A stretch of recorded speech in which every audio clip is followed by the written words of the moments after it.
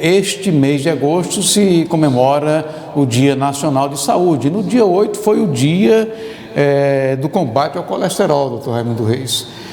Falando primeiramente de saúde no sentido amplo, já que agosto cuida dessa temática, né, desse tema. Como é que, na opinião do senhor, né, especialmente nesse momento que a gente está saindo da pandemia, como é que está a saúde, a nossa saúde? A ciência, a medicina, ela evoluiu muito nos últimos 10 anos. São formas de diagnosticar precocemente, exames laboratoriais, exames complementares de imagem, ressonância, cintilografia, tratamentos modernos medicamentosos, tratamentos endovenosos, tratamentos intervencionistas como cateterismo, angioplastia, hemodinâmica, mas as doenças cardiovasculares só aumentam e suas complicações também. E nós temos os 4 vilões para a saúde, Arivan. Entre eles, a hipertensão, a diabetes, o colesterol e os hábitos de vida, né? Hábitos como o consumo exagerado de bebidas alcoólicas, drogas, o cigarro e a obesidade. Esses problemas, Arivan, não tem só um aspecto de aumentar o risco de AVC, de infarto, de problemas renais e circulatórios. Aumentam também os riscos das neoplasias malignas. Então, a saúde, ela vem evoluindo, né? As pessoas estão vivendo mais, mas também nesse processo estão adoecendo também de uma forma significativa. O senhor mencionou aí pelo menos 4 aspectos. É possível destacar cada um deles? A hipertensão, Arivan, estima-se que em torno de 25% da população brasileira hoje é hipertensa. E isso está relacionado principalmente ao consumo excessivo de sal, de enlatados, o estilo de vida, o estresse e o incremento da obesidade. A hipertensão está relacionada a um aumento significativo, é a principal causa de eventos cardiovasculares como infarto e AVC. Então, esse é um dos grandes vilões. Quando você analisa hoje as emergências do Piauí, que estão lotadas, os corredores, as enfermarias extremamente cheias de pacientes com infarto e com AVC, estão relacionadas à hipertensão. E quando ela se associa à diabetes, que está relacionada a problemas metabólicos e comportamentais, esse risco quase quadruplica. O que são problemas metabólicos? É a parte do metabolismo, é o que é relacionado à parte hormonal, como problemas da tireoide, a obesidade, o aumento dos lípides, né, os colesteróis ruins, como o LDL, e esse aspecto metabólico faz com que ocorra um processo mais acelerado de aterosclerose, que é um processo de obstrução das artérias, não só do coração, mas do cérebro e também dos seus membros. O colesterol, ele tem 2 componentes básicos. Um é relacionado à genética, porque o próprio metabolismo do colesterol, ele é importante. O colesterol, ele faz parte das estruturas celulares do nosso corpo, mas é como se o colesterol fosse o tijolo da casa. Só que colesteróis, principalmente de baixa densidade, que é o LDL, quando eles estão em um nível muito elevado no sangue, eles levam a um processo de aterosclerose, que é a obstrução das artérias. Quando essa obstrução acontece no coração, aumenta o risco de infarto agudo do miocárdio.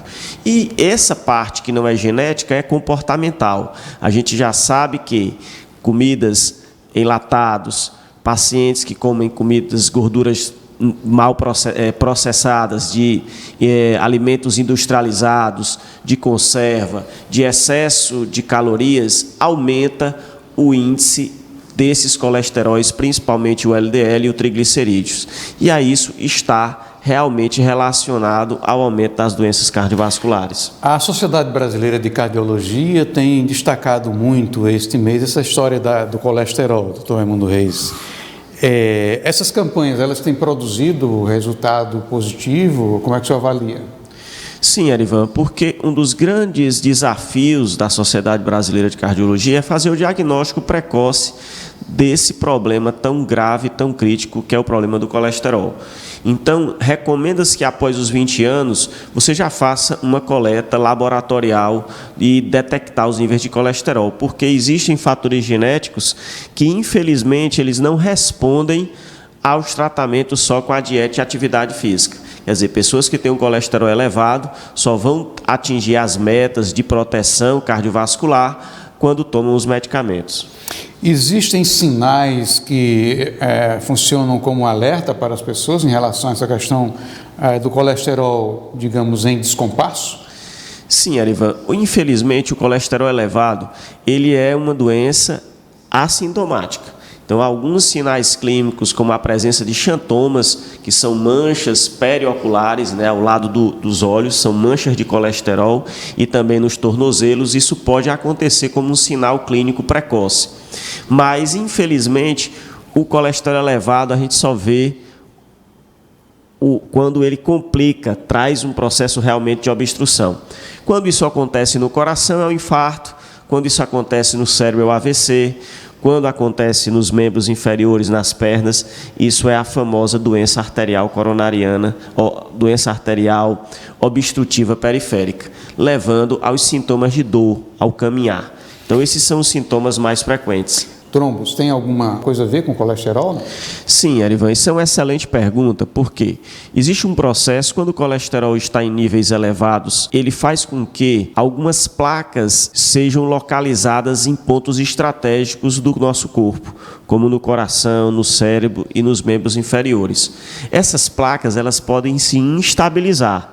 Um pico de pressão, uma raiva, um aumento da glicemia, o paciente que parou de tomar o remédio da pressão, parou de tomar o remédio do colesterol. Esses níveis elevados de pressão, esses níveis elevados de diabetes, fazem com que essa placa de gordura ela instabilize, ela se inflame, e essa inflamação gera a formação de um coágulo, um trombo, e esse trombo vai obstruir a luz do vaso, quer dizer, vai obstruir o vaso que leva sangue para um órgão nobre. Então, existe uma relação direta entre trombose e índices elevados de colesterol. O senhor falou aí que o diagnóstico do colesterol vem através da questão dos exames laboratoriais. E o tratamento? O tratamento ele é importante, tanto do aspecto, a gente já tem dietas, como a dieta do Mediterrâneo, em que você diminui carne vermelha, gordura, sal, troca o óleo de soja pelo azeite, tira a manteiga, tira, na verdade, os enlatados e substitui por verduras, frutas, troca a carne vermelha pelo peixe, pelo frango, pelo salmão. Isso faz com que esses níveis de colesterol, eles diminuam no sangue. E, obviamente, nós temos também o tratamento não medicamentoso através da atividade física. É como se a atividade física queimasse essas partículas negativas de colesterol, tão danosas. Então, o importante é que essa atividade física, ela não conta, Ivan, do trabalho normal. Eu estou indo trabalhar, eu estou executando, eu caminho muito na roça. Essa atividade ela tem que ser contínua e manter numa frequência adequada. Quer dizer, eu tenho que exigir do coração o aumento da frequência cardíaca. Então, eu tenho que ter uma atividade física mais rigorosa para eu ter um impacto não só no colesterol, mas ter um impacto também na pressão arterial. Além da atividade física da caminhada aeróbica, é importante atividades com relação à flexibilidade, alongamentos e também de fortalecimento muscular. Então, quanto mais eu faço exercícios para fortalecer os músculos, eu também diminuo o risco cardiovascular, porque eu tenho impacto na pressão e na diminuição dos níveis de colesterol.